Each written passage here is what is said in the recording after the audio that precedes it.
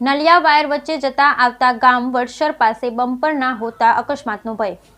Naliya wire જતા વચ્ચે આવતું ગામ વડસર રોડ પર બમ્પર ના હોવાથી અકસ્માતનો ભય લાગે છે। રોડ પર સળસળાટ દોડતી ગાડીને અચાનક બ્રેક મારવી પડે એટલે સમજાવવું કે માર્ગમાં સ્પીડ બ્રેક આવ્યું હશે। વડસર રોડ પર એક બમ્પર નથી અને અકસ્માત નિવારણ અર્થે રસ્તા મૂકવામાં આવ્યા છે, પરંતુ એ જ જ્યારે માપદંડ વગરના ઠોકી બેસાડવામાં આવ્યા હોય ત્યારે તેની વિપરીત અસરો પણ સર્જાતી હોય છે।